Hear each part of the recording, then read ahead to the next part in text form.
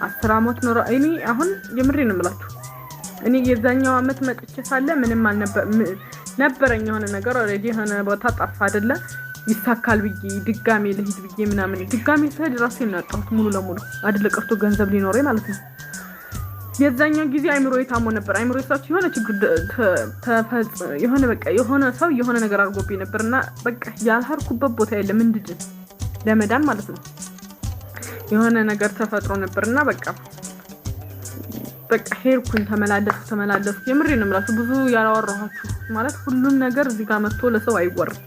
ግን እናንተ ጥንቃቄ እንድታደርጉ ነግራችኋለሁ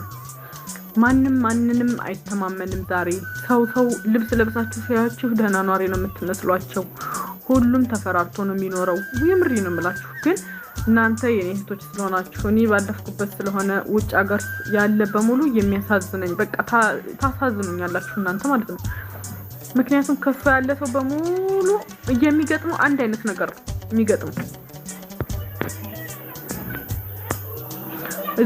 የሚገጥመው ነገር አንድ አይነት ነው የተለየ ነገር አይገጥመው በቃ ባዶ ነው መጨረሻ ላይ ባዶ ነው የሚቀሩት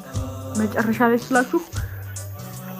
ባዶ ስላችሁ ብቸኛ ሆናችሁ ነው የምትቀሩት እዚህ ጋር ስትመጡ ብቸኛ ሆናችሁ ከሱም ቢሆን